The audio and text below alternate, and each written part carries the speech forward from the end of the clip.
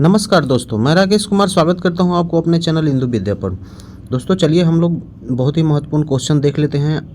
लेकिन आज ऐसे क्वेश्चन को हम लोग देखेंगे जो बिहार से स्पेशल हो और नेशनल लेवल तक इस क्वेश्चन का महत्व है और जो बार बार एग्ज़ाम में पूछे गए हैं। ठीक है दोस्तों, तो आज का क्वेश्चन थोड़ा सा हार्ड होने वाला है दोस्तों, तो आप लोग पूरा वीडियो देखिएगा, इससे एग्ज़ाम में आपको बहुत सारे मदद मिलेंगे। ठीक है दोस्तों, तो चलिए हम लोग स्टार्ट करते हैं।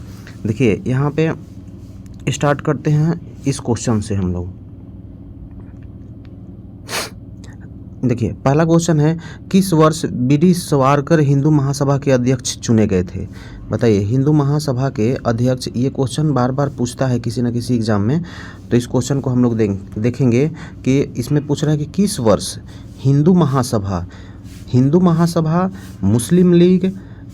देखिए जो हिंदू महासभा था वो भारत में हिंदुओं के पक्ष में बात करता था, मुस्लिम लीग था जो मुसलमानों के पक्ष में बात करता था, और जो कांग्रेस था भारतीय राष्ट्रीय कांग्रेस, जिसका स्थापना 1885 ईस्वी में किया गया था, वो सबके लिए काम करता था आज़ादी के समय में। ठीक है दोस्तों, तो हिंदू महासभा से इसलिए क्वेश्चन बनता है क्योंकि ये हिंदुओं के लिए हिंदुओं का आवाज़ उठाता था, तो इसलिए ये महत्वपूर्ण हो जाता है। तो इसको हम लोग देख लेंगे आज पूरा इसका विश्लेषण। देखिए इसके पहले हम लोग ये जान लेते हैं कि हिंदू महासभा के संस्थापक कौन थे। तो देखिए एक बहुत ही महत्वपूर्ण चेहरा थे, उनका नाम था मदन मोहन मालवीय। मदन मोहन मालवीय भारत के एक बहुत ही महत्वपूर्ण चेहरा थे। इन्होंने हिंदू महासभा की स्थापना की थी। ये कहाँ पर की थी दोस्तों? तो ये प्रयागराज में की थी। प्रयागराज किसको बोलते हैं हम लोग? पहले इसका पुराना नाम क्या था दोस्तों? इलाहाबाद। ठीक है, तो वहीं पे इन्होंने हिंदू महासभा की स्थापना की। किस वर्ष की थी? तो 1915 ईस्वी में हिंदू महासभा की स्थापना की थी मदन मोहन मालवीय ने प्रयागराज में। हिंदू महासभा, देखिए ये क्वेश्चन पूछता है, क्यों पूछता है दोस्तों? क्योंकि यही हिंदू महासभा और मुस्लिम लीग भी, ये जो भारत छोड़ो आंदोलन था दोस्तों, भारत छोड़ो आंदोलन, हाँ, तो इसका बाइकआउट किया था इन्होंने, मतलब इनका विरोध किया था। जो महात्मा गांधी ने 1942 में भारत छोड़ो आंदोलन स्टार्ट किया था, तो उसका इन्होंने विरोध किया था। तो ये इसीलिए क्वेश्चन पूछ देता, ऑप्शन में दे देगा हिंदू महासभा, मुस्लिम लीग, हाँ, और भारतीय राष्ट्रीय कांग्रेस, बहुत सारे नाम दे देगा, और इसमें से पूछ देगा कि इनमें से कोई नहीं या एक से अधिक। तो एक से अधिक उसमें लगाना पड़ेगा, क्योंकि देखिए जो भारत छोड़ो आंदोलन था उसका विरोध किया था मुस्लिम लीग ने भी किया था, हिंदू महासभा ने भी किया था। तो इस तरह से क्वेश्चन बनता है एग्जाम में, तो सारा डिटेल आप लोगों को जानना जरूरी है। देखिए एक और क्वेश्चन है कि बनारस हिंदू विश्वविद्यालय, हाँ, इनका मदन मोहन मालवीय जी का एक और महत्वपूर्ण काम था, कौन सा था? ये बनारस हिंदू विश्वविद्यालय, हाँ, ये हिंदू के नाम से ही काम किया करते थे। तो बनारस हिंदू विश्वविद्यालय के संस्थापक कौन थे अगर पूछ देता है, तो इसका भी सही आंसर हो जाएगा क्या दोस्तों? यही मदन मोहन मालवीय। ठीक है, इन्होंने ही किया था। तो इतने सारे फैक्ट्स आप लोगों को जानना होगा। तो अच्छा, इसका सवाल का जवाब दे दीजिए कि किस वर्ष, ये जो क्वेश्चन है कि किस वर्ष में बी.डी. सावरकर ने हिंदू महासभा के अध्यक्ष पद पर बने थे? ये किस वर्ष बने थे दोस्तों? तो 1938 में। इसका सही आंसर हो जाएगा 1938। ठीक है, इसका सही आंसर क्या हो जाएगा दोस्तों? 1938 में बी.डी. सावरकर हिंदू महासभा के अध्यक्ष पद के लिए चुने गए थे। ठीक है, ये भी एक महत्वपूर्ण चेहरा है भारतीय इतिहास में। ठीक है, चलिए अब हम लोग नेक्स्ट क्वेश्चन देखते हैं दोस्तों। ये देखिए, यही मदन मोहन मालवीय जी का फोटो है, तो इनको ध्यान से आप लोग देख लीजिए। मदन मोहन मालवीय जी का यही है, हाँ, और ये काशी हिंदू विश्वविद्यालय पूछ देगा ऑप्शन में, या बनारस हिंदू विश्वविद्यालय, दोनों एक ही चीज़ है। हाँ, तो इसका इन्होंने स्थापना किया था कब? 1915 ईस्वी में। इसी का काशी हिंदू विश्वविद्यालय का स्थापना जब हो रहा था, तो महात्मा गांधी पहली बार, देखिए 1915 में इसका स्थापना हुआ था, लेकिन उद्घाटन इसका 16 में हो रहा था। उसी समय महात्मा गांधी जो थे वो भाषण दिए थे इसी के प्रांगण में आकर के, तो इनका भाषण बहुत ही चर्चित हुआ था। तो पूछता है कि महात्मा गांधी का प्रथम भाषण कब हुआ था? तो यही काशी विश्वविद्यालय या बनारस हिंदू विश्वविद्यालय के प्रांगण में। ठीक है दोस्तों, तो ये भी आप लोगों को क्लियर हो गया। ये फ़ोटो देखने से क्या होगा दोस्तों? क्योंकि आपके दिमाग में एक इमेज बन जाएगा, तो जल्दी आप क्वेश्चन को भूलिएगा नहीं। ठीक है, और अभी तक आप लोगों ने मेरे चैनल को सब्सक्राइब नहीं किया दोस्तों, तो ये हिंदू विद्या चैनल को आप लोग सब्सक्राइब कर लिए दोस्तों। ठीक है, मुझे भी सपोर्ट कीजिए दोस्तों। ठीक है, चलिए नेक्स्ट क्वेश्चन हम लोग देखते हैं। यहाँ पे देखिए, यहाँ पे क्वेश्चन पूछ रहा है कि साइमन कमीशन भारत कब आया था। यहाँ पे साइमन कमीशन के बारे में पूछ रहा है। तो साइमन कमीशन के बारे में आज हम लोग पूरा डिटेल जान लेते हैं। ये कब भारत आया था, कब इसका फॉर्मेशन हुआ था, किस कारण से इसको बनाया गया था, ये सारा चीज़ हम लोग आज देखेंगे। पहला तो है कि साइमन कमीशन का गठन हुआ था कब, ये भारत कब आया, ये तो क्वेश्चन पूछता ही है, लेकिन इसका गठन का भी क्वेश्चन पूछ देता है कि गठन कब हुआ था। तो देखिए 1927 में इसका गठन हुआ था। साइमन कमीशन का गठन 1927 में हुआ था। हाँ, इसमें कितने सदस्य थे दोस्तों, तो इसमें टोटल 7 मेंबर थे। टोटल इसमें 7 मेंबर थे। टोटल इसमें सदस्य कितने थे दोस्तों, 7 सदस्य थे। हाँ, लेकिन ये भारत कब आया था, तो ये भारत आया था 1928 में, 1 साल बाद ये भारत में आया था।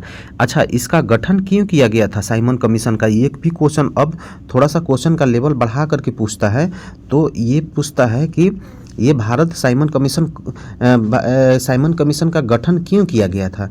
तो देखिए, आप लोगों को याद होगा कि भारत शासन अधिनियम 1929, भारत शासन अधिनियम 1929 जो था, जो बना था, इसमें बहुत ही बढ़ा चढ़ा करके सरकार अनाउंस किया था। बोल रहा था कि ये भारतीयों के लिए बहुत ही अच्छा है, मतलब इसको मतलब भारत में शासन, ये अब भारत का जो शासन है वो भारतीयों के लिए होगा, ऐसा ऐसा इसमें अनाउंसमेंट किया गया था। बहुत सारा प्रलोभन दिया गया था, हाँ, भारतीयों को लुभाया गया था।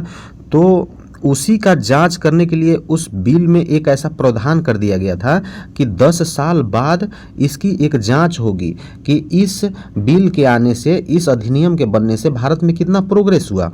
तो उसी के जांच के लिए एक उसमें प्रावधान किया था कि 10 साल बाद। तो देखिए, ये 1919 में अधिनियम आया था और जांच 1929 में होता, लेकिन 2 साल पहले ही इसका फॉर्मेशन कर दिया गया और 1928 में ही 1 साल पहले ही ये भारत आ गया और उसकी जांच कर रहा था। ठीक है दोस्तों, तो उसी के लिए साइमन कमीशन में 7 मेंबर का एक कमेटी बना और भारत आया था। लेकिन इसका भारत में विरोध होने लगा। क्यों विरोध होने लगा दोस्तों, क्योंकि जो इसके 7 मेंबर थे वो सभी के सभी अंग्रेज थे दोस्तों।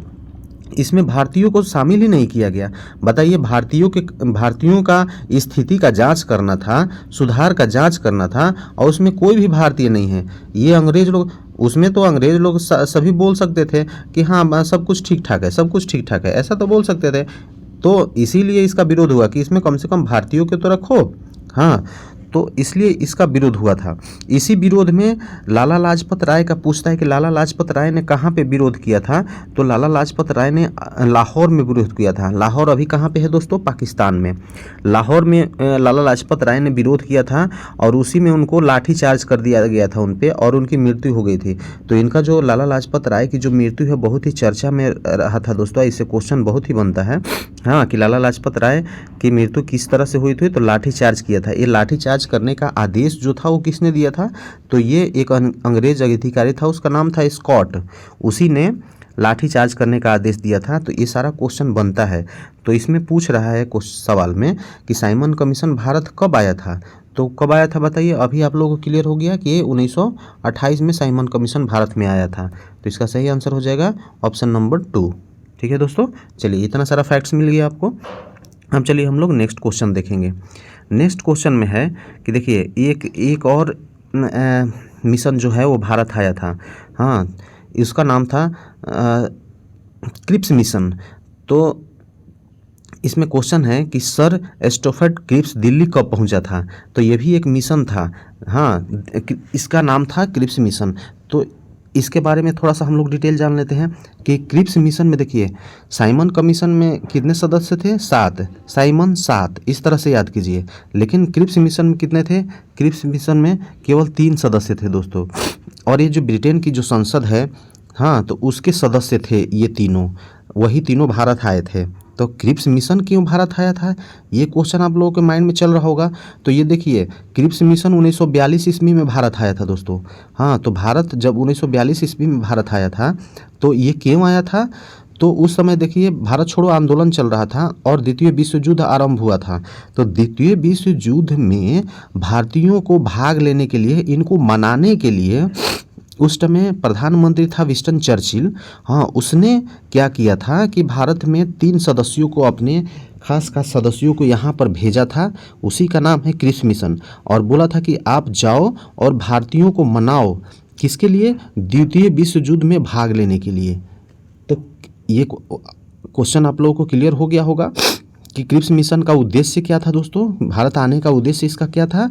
तो भारतीयों को द्वितीय विश्व युद्ध में भाग लेने हेतु इसको दिल्ली भेजा गया था। तो ये कब दिल्ली आया था वो डेट पूछ देता है। तो 1942 ईस्वी में तो इसका फॉर्मेशन होता है, आप लोग जानते होंगे। हाँ, लेकिन ये दिल्ली कब पहुंचा था दोस्तों? तो देखिए ये 23 मार्च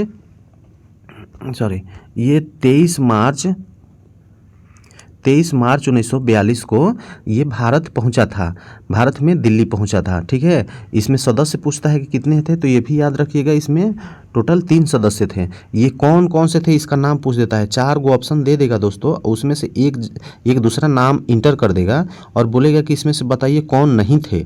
तो इस तरह से क्वेश्चन पूछता है। तो इसका जो सही आंसर होगा वो 23 मार्च हो जाएगा। ठीक है, इस क्वेश्चन का 23 मार्च 1942 में जो है वो क्रिप्स मिशन जो है वो दिल्ली पहुंचा था। ठीक है, तो इसका सही आंसर लगा लीजिए क्रिप्स मिशन। अच्छा, इसका सदस्य कौन कौन थे? तो पहला जो सदस्य था दोस्तों ये सर स्टोफर्ड क्रिप्स थे, ये याद रखिए, सर स्टोफर्ड क्रिप्स। दूसरा सदस्य थे एवी अलेक्जेंडर, और तीसरा थे पैथिक लॉरेंस। ये तीनों थे।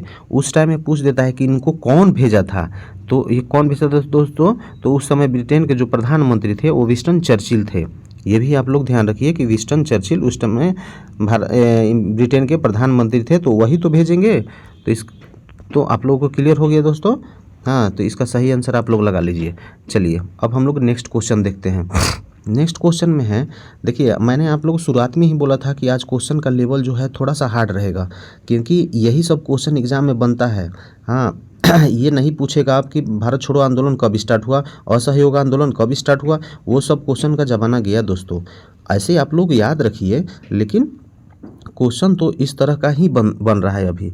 ठीक है, तो अच्छा यहाँ पर देखिए कि यहाँ पे क्वेश्चन क्या है। इंग्लैंड में लॉर्ड्स के सदन में भारतीय स्वतंत्रता अधिनियम कब पारित हुआ, ये बताना है आपको। स्वतंत्रता अधिनियम, भारत जो स्वतंत्र हुआ था दोस्तों, तो उसके लिए कोई ना कोई तो अधिनियम बनाया होगा, कोई ना कोई तो रूल बनाया होगा उस समय, तभी तो भारत को स्वतंत्र किया गया। ऐसे ही नहीं बोल दिया गया कि हाँ जाओ तुमको छोड़ देते हैं स्वतंत्र हो जाओ, ऐसे नहीं, वो नियम कानून बनता था दोस्तों। तो वही भारत स्वतंत्रता अधिनियम ये पूछेगा कि कहाँ बना था, तो ये ब्रिटेन के संसद में बना था, ये भारत में नहीं बना था। क्यों? क्योंकि उस समय तो अंग्रेज लोग यहाँ पे अंग्रेज लोगों का अधिकार था। तो वो अंग्रेज लोग कहाँ बैठते थे दोस्तों? उनका संसद का नाम, संसद में बैठते थे वहाँ ब्रिटेन में, तो वहीं तो पारित होगा ना, ये भारत में नहीं पारित होगा, ये वहाँ पे पारित होगा। ठीक है, तो ये भी क्वेश्चन, इतना सारा चीज़ जानना जरूरी है आपको, डिटेल नहीं जानिएगा तो कैसे क्वेश्चन लगा पाइएगा। तो स्वतंत्रता अधिनियम कब पारित हुआ था ये बता रहा है। तो उससे पहले हम लोग यहाँ पे विश्लेषण थोड़ा सा जान लेते हैं। विश्लेषण जान लेंगे तो हूबहू आप खुद जवाब दे दीजिएगा, इसका क्वेश्चन का जवाब आप खुद दीजिएगा। देखिए, ब्रिटेन के संसद को संसद की जननी कहा जाता है। पहला तो ये जानिए कि ब्रिटेन का जो संसद है वो संसद की जननी उसको कहा जाता है, क्योंकि वो फर्स्ट टाइम ही ब्रिटेन में ही संसद बनाया गया था। हाँ, जिस तरह से भारत में जो संसद है उसी तरह ब्रिटेन में भी संसद है। तो उसमें संसद में 2 हाउस है, जिस तरह से हम लोगों का यहाँ पे 2 हाउस है, लोकसभा राज्यसभा, उसी तरह ब्रिटेन में भी 2 हाउस है। कौन सा? एक पहला बोलता है हाउस ऑफ लॉर्ड्स और दूसरा बोलता है हाउस ऑफ कॉमन्स। ये वहाँ के जो उच्च सदन है, वहाँ के जो उच्च सदन है उसको क्या बोला जाता है दोस्तों? तो हाउस ऑफ लॉर्ड्स। हाँ, और निम्न सदन को जैसे यहाँ पे लोकसभा है वहाँ पे निम्न सभा है। हाँ, तो निम्न सभा को क्या बोला जाता है? House of Commons.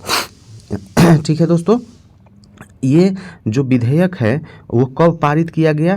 तो देखिए, पहले तो निम्न सदन में पारित होता है, उसके बाद उच्च सदन में जाता है। तो उच्च सदन में इस विधेयक को पारित कर दिया गया था 16 जुलाई 1947 को। तो देखिए, इस क्वेश्चन का जो जवाब हो जाएगा वो ऑप्शन नंबर 3 हो जाएगा। ठीक है, ऑप्शन नंबर 3 इसका सही जवाब हो जाएगा। क्योंकि देखिए, और ये क्वेश्चन पूछा हुआ है, मैंने आपसे बोला था, देखिए CDPO में भी क्वेश्चन पूछा है और 67वीं BPSC में भी क्वेश्चन पूछा है। तो इस तरह से ये क्वेश्चन नहीं देखिएगा तो नहीं लगा पाइएगा। ठीक है, तो 16 जुलाई को ये विधेयक पारित हुआ था। हाँ, जैसे ही ये विधेयक पारित हुआ दोस्तों, तो इसको तो अनाउंसमेंट तो करना है ना कि भारत को स्वतंत्रता के लिए अधिनियम पारित हो गया है। तो उस समय लॉर्ड माउंटबेटन थे यहाँ के वायसराय, ठीक है। तो लॉर्ड माउंटबेटन ने ये कहाँ पे अनाउंस किया था? All India radio. All India radio पर सबको बता दिया गया कि अब भारत को स्वतंत्र कर दिया जाएगा, ठीक है। ये अनाउंस किसने किया था? तो लॉर्ड माउंटबेटन ने, ठीक है। भारत को आज़ाद कर दिया जाएगा कब तक? 3 जून। ये कब अनाउंसमेंट हुआ था दोस्तों? 3 जून 1947 को।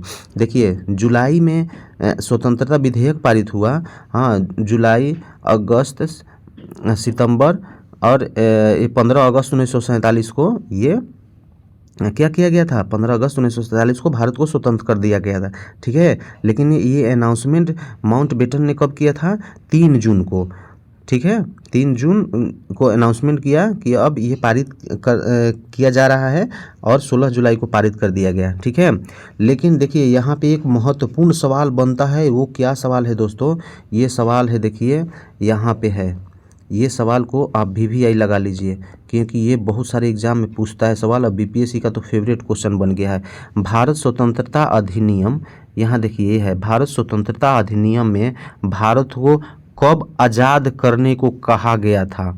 इसमें कहा गया था कि भारत को कब आज़ाद किया गया। ये जो स्वतंत्रता अधिनियम विधेयक पारित हुआ था, इसमें प्रावधान था कि 30 जून, देखिए इसमें प्रावधान क्या किया गया था कि 30 जून 1948 तक भारत को स्वतंत्र किया जाएगा। लेकिन इसको स्वतंत्र कब कर दिया गया दोस्तों? 1947 में आज़ाद कर दिया गया भारत को। ये क्यों किया गया? क्योंकि लॉर्ड माउंटबेटन यहाँ पे स्थिति ऐसा देखा था कि उसको जल्दी में करना पड़ गया। नहीं तो ये जो विधेयक था उसमें कहा गया था कि 30 जून 1948 तक भारत को स्वतंत्र किया जाएगा, ठीक है। तो ये क्वेश्चन हम बहुत सारे एग्जाम में पूछता है, इसीलिए मैं बार बार बता रहा हूँ आपको। इसको VVI लगा लीजिए। ये जो क्वेश्चन है वो बहुत ही महत्वपूर्ण क्वेश्चन है, ठीक है।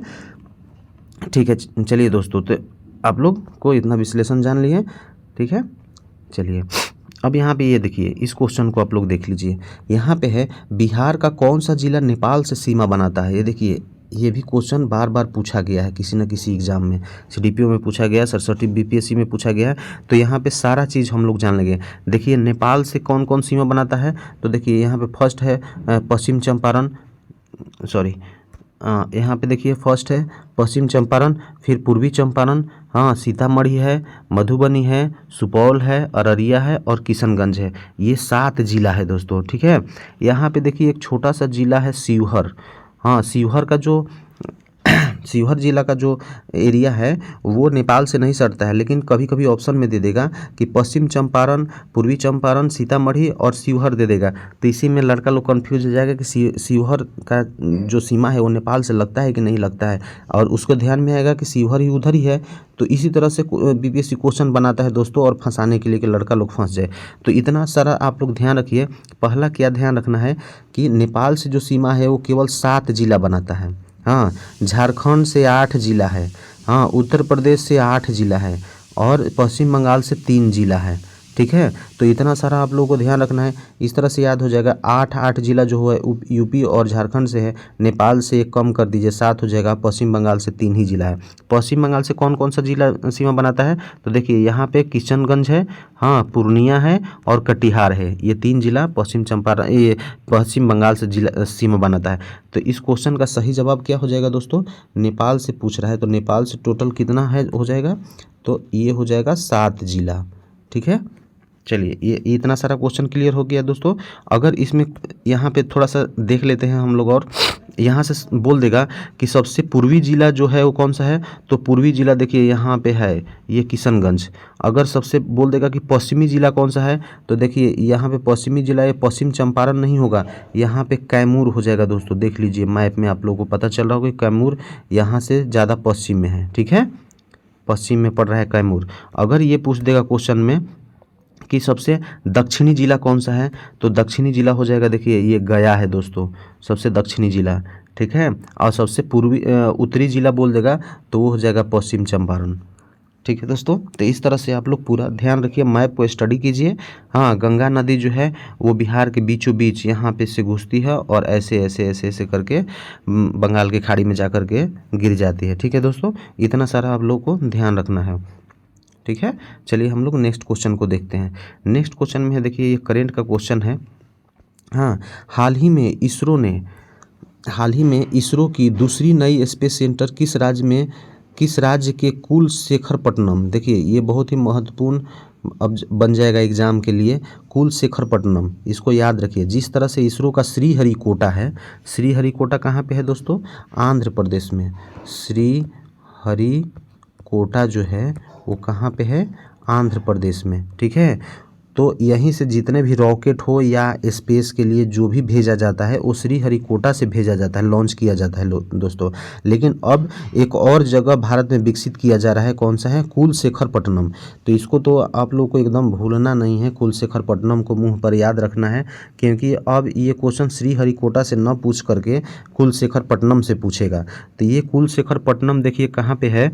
तो देखिए होता क्या था, थोड़ा सा इसका डिस्क्रिप्शन जान लीजिए। देखिए यहाँ पे मैप में थोड़ा सा देखिए आप लोग, देखिए ये जो है यहाँ पर, हाँ ये जो है वो श्रीहरिकोटा है दोस्तों। यहाँ से पहले रॉकेट लॉन्च होता था या कोई भी स्पेसक्राफ्ट जो है वो यहाँ से लॉन्च किया जाता था। तो यहाँ से पोलर के तरफ में कोई भी मिशन भेजने के लिए, देखिए यहाँ पे श्रीलंका पड़ता है, ये जो श्रीलंका है, तो श्रीलंका के ऊपर से आप तो कुछ किसी चीज़ को भेज नहीं सकते, तो इधर से ये घुमा करके ऐसे भेजा जाता था दोस्तों। ये देखिए, तो इसमें बहुत सारा इंडियन को फ्यूल खर्चा बचता था। वो जो रॉकेट था वो भारी हो जाता था, क्योंकि उसमें फ्यूल ज़्यादा रखना पड़ेगा, ठीक है। फ्यूल ज़्यादा रखेंगे तभी तो उधर से घुमा के जाएंगे, तो रॉकेट भारी हो जाता था। तो भारी हो जाता था, उसके लिए रॉकेट में ज़्यादा ईंधन डालना पड़ता था। तो उसके लिए अभी क्या कर रहा है भारत, यहाँ पे एक स्थान है, ये देखिए यहाँ पे स्थान है, इसी स्थान का नाम है कुलशेखरपट्टनम। अब यहाँ से रॉकेट लॉन्च किया जाएगा। तो अब भारत में जो है SSLV, पहले कौन सा रॉकेट भेजा जाता था? PSLV, लेकिन ये छोटा रॉकेट अभी बनाया जा रहा है, छोटे साइज़ का, उसका नाम है SSLV। तो SSLV रॉकेट को अब यहीं से लॉन्च किया जाएगा, क्योंकि अब इसमें ज़्यादा फ्यूल नहीं रखा जाएगा। हाँ, इधर से घूम के आने का इसका कोई ये नहीं है। अब यहाँ से ये जो है वो डायरेक्ट भेजा जाएगा, ठीक है दोस्तों। तो डायरेक्ट भेजा जाएगा, इसमें फ्यूल कम लगेगा, तो इसीलिए भारत ने इसको डेवलप किया है, ठीक है दोस्तों। तो ये बहुत ही, तो इसको पूछ सकता है कि द्वितीय से जो सेंटर बनाया गया है वो कहाँ पे बनाया जा रहा है? कुलशेखरपट्टनम में। तो यहाँ पे लोकेशन में आप लोग देख रहे होंगे कि कुलशेखरपट्टनम कहाँ है दोस्तों?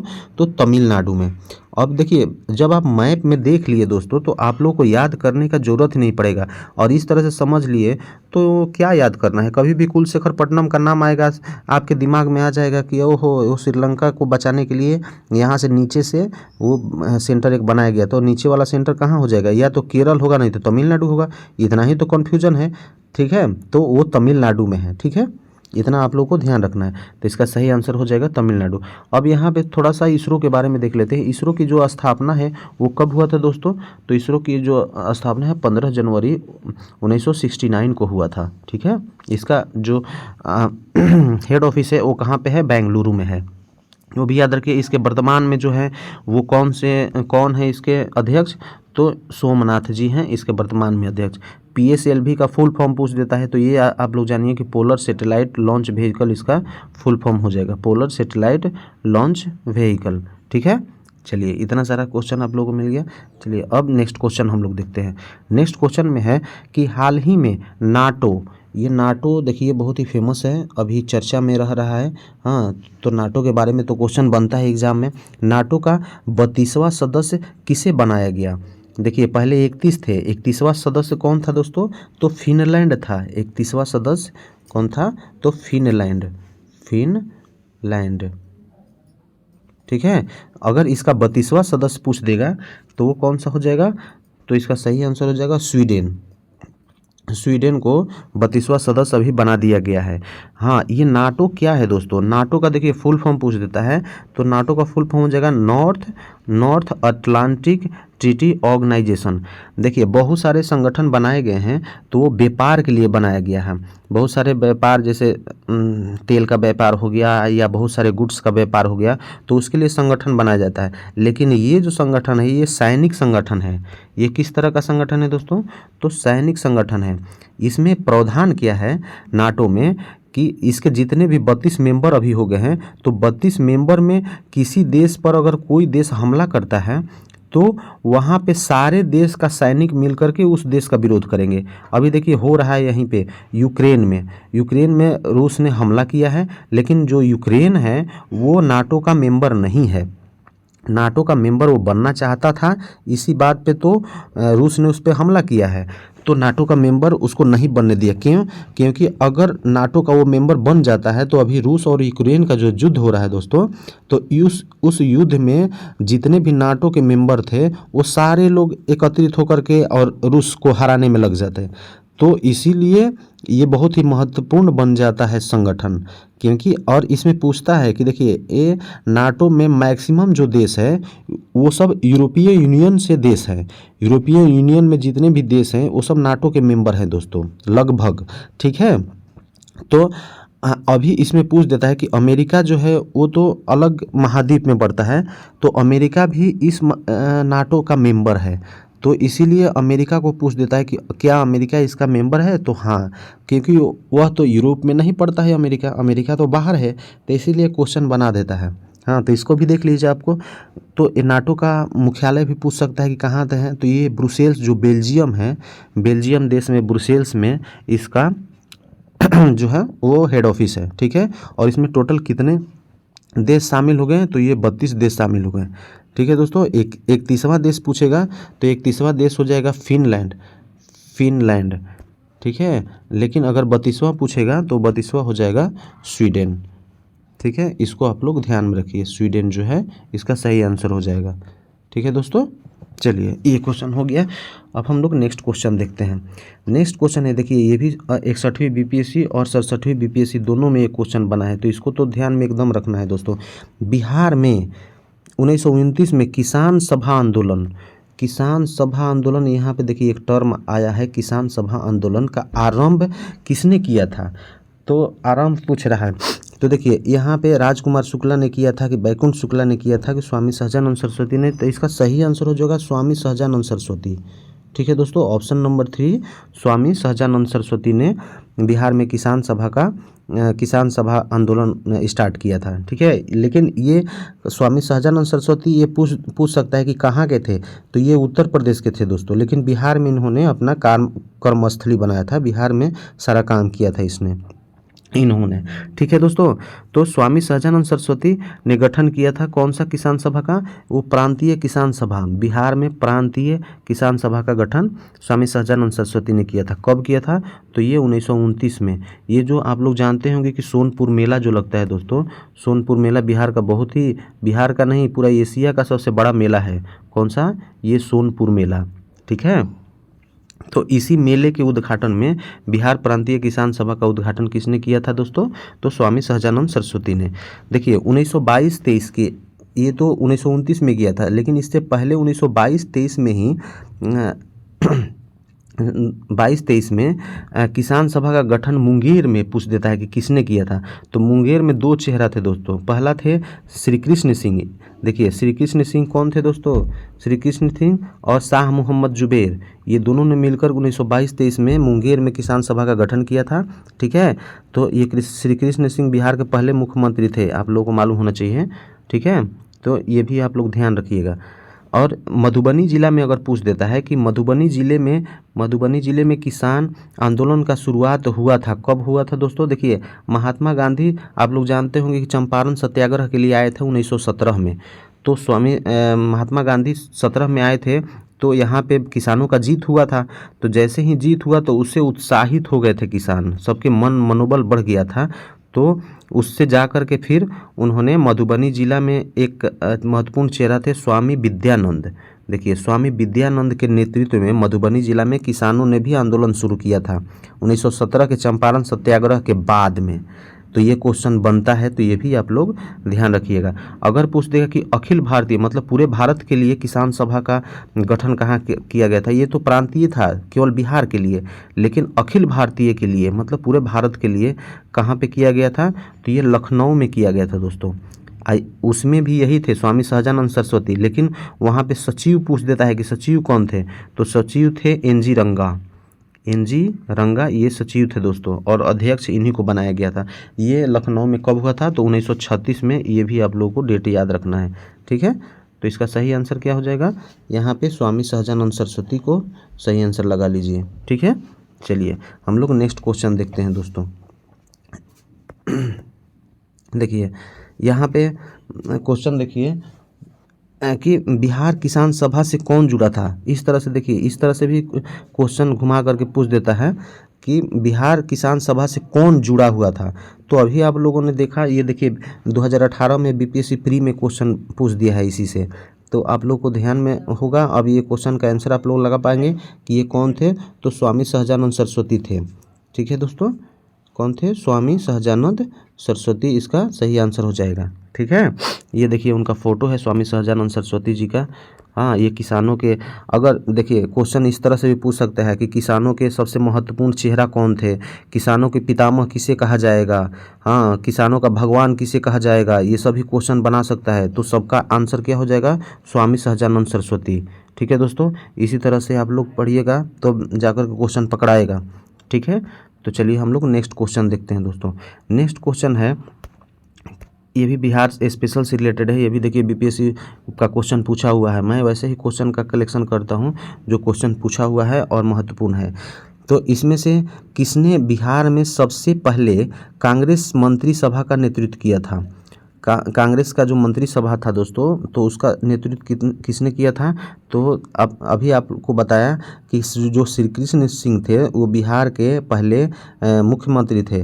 तो मंत्रिमंडल कब बनेगा? जब मुख्यमंत्री चुनाव होगा। तो इसका सही आंसर इसी तरह से घुमा करके क्वेश्चन पूछ देता है। तो सही इसका आंसर क्या हो जाएगा दोस्तों?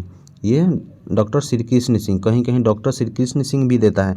और इनका कार्य क्षेत्र कौन सा था ये भी पूछ देता है। तो ये देखिए मुंगेर में सक्रिय थे, मुंगेर में ये थे। शाह मोहम्मद जुबैर थे, ये सब लोग मुंगेर से सक्रिय थे दोस्तों, ठीक है। तो इनसे ये क्वेश्चन पूछता है, तो ये धर लीजिएगा। हाँ, अब देखिए पहला ऑप्शन में है अनुग्रह नारायण सिंह।